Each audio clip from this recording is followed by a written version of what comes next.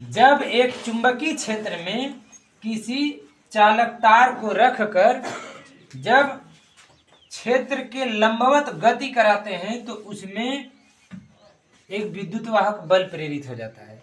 इस विद्युत वाहक बल का मान कितना होगा? जैसे मान लो ये चालक तार है, इसमें विद्युत धारा नहीं प्रवाहित हो रही है, ठीक। और जब इस चालक तार को चुंबकीय क्षेत्र के लंबवत v वेग से गति कराते हैं तब इसमें विद्युत वाहक बल प्रेरित होगा। और गति नहीं कराएंगे तो प्रेरित नहीं होगा। क्यों ऐसा होता है? जैसे मान लो इसमें जो है कि बहुत से आवेशित कण हैं, तो जो धनावेश होगा, हम यही नियम पढ़े हैं कि जो अगर किसी धनावेश को वैद्युत चुंबकीय क्षेत्र के अंतर्गत जब किसी आवेशित कण को गति कराते हैं तो उस समय आवेशित कण पर एक बल कार्य करने लगता है जिसको हम लॉरेंज बल कहते हैं। और उस लॉरेंज बल का मान फ्लेमिंग के बाएं हाथ के नियम के अनुसार निकाला जाता है। तो जैसे फ्लेमिंग का बाएं हाथ का अगर नियम हम किसी धनावेश पर लगाएं, देखो ये धनावेश है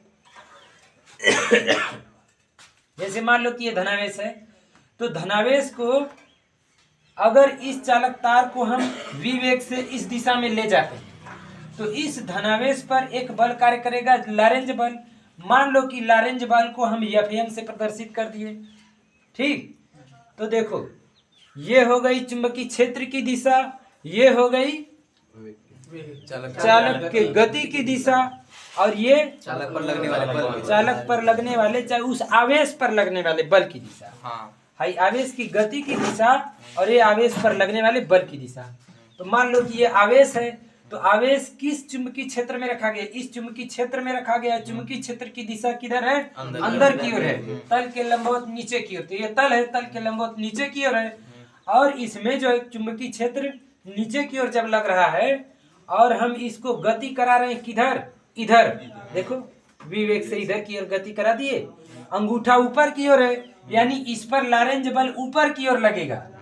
तो जितने धनावेशित कण रहेंगे वो सब लॉरेंज बल के कारण ऊपर की ओर गति करेंगे। तो इसी तरह से जो विपरीत आवेशित कण हैं, ऋणावेश, उन पर विपरीत दिशा में यह बल कार्य करेगा, तो वो जो है दूसरे सिरे पर आकर के इकट्ठा हो जाएंगे।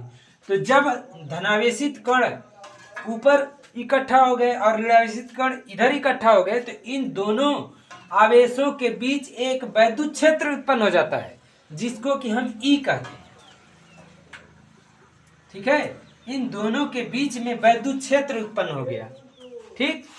और वैद्युत क्षेत्र उत्पन्न होने के कारण इन आवेशित कणों पर एक बल कार्य करने लगेगा। कौन सा बल? वैद्युत आकर्षण बल। क्योंकि ये धनावेश है, ये ऋणावेश है, तो धनावेश ऋणावेश के बीच में वैद्युत आकर्षण बल कार्य करने लगेगा और वैद्युत आकर्षण बल का मान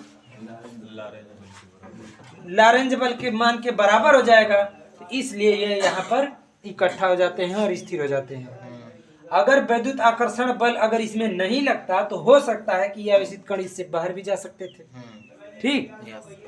मगर जब लॉरेंज बल के बराबर वैद्युत आकर्षण बल हो जाएगा तो आवेशित उधर जो जितने आवेशित कण हैं विपरीत जा करके वहीं पर स्थिर हो जाएंगे।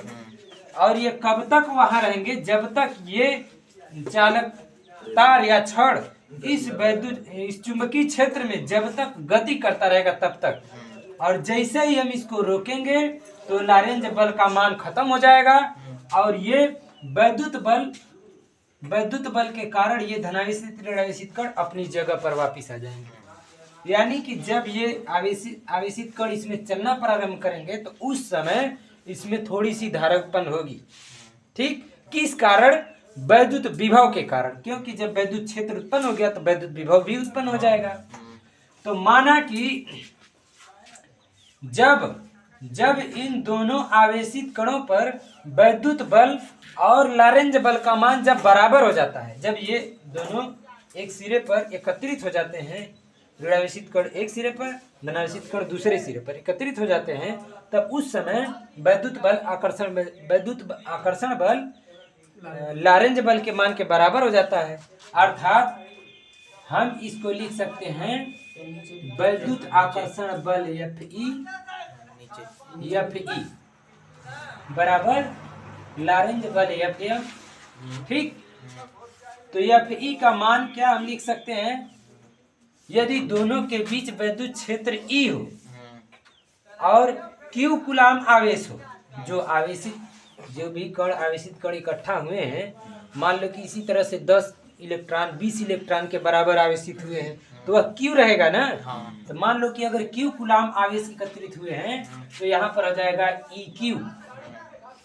ठीक, वैद्युत बल बराबर क्या होता है, वैद्युत क्षेत्र की तीव्रता गुणे आवेश बराबर लारेंज बल।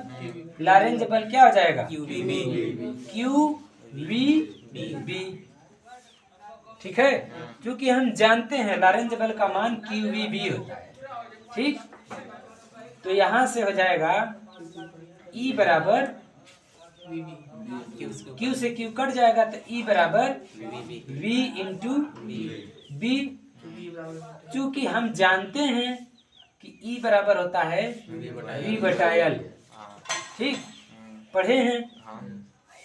ठीक, यदि दोनों के बीच में विभवांतर V उत्पन्न हो जाए, ठीक, दोनों के बीच में, ये बताओ जब ये धनावेश एक तरफ जाएगा, ऋणावेश एक तरफ जाएगा, तो उच्च विभव निम्न विभव तो स्थापित हो जाएगा ना, तो उनके बीच विभवांतर स्थापित हो जाएगा।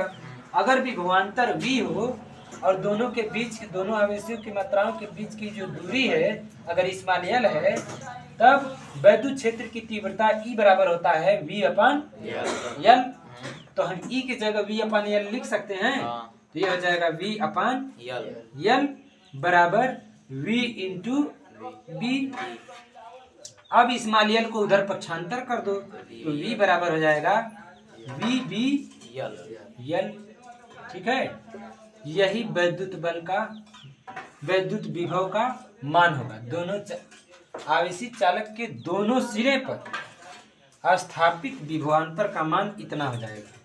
ठीक, और कब यह विभवांतर स्थापित होगा, जब तक यह चालक तार V वेग से गति करता रहेगा तभी स्थापित होगा, अन्यथा जैसे ही इसको हम रोकेंगे, ठीक, तो लारेंज बल का मान खत्म और वैद्युत आकर्षण बल लगा ही रहेगा, तो तुरंत अपनी जगह पर वापस आ जाएंगे। ठीक, तो इस विभवांतर के कारण इसमें कुछ समय के लिए थोड़ा सा ही, जरूर मामूली सी धारा बहे, मगर धारा बहे। क्यों? क्योंकि जब उच्च विभव निम्न विभव है, जब दोनों बराबर कब होंगे, जब धारा बहेगी तब बराबर हो जाएंगे विभवांतर, तो उस समय विद्युत वाहक बल खत्म हो जाएगा।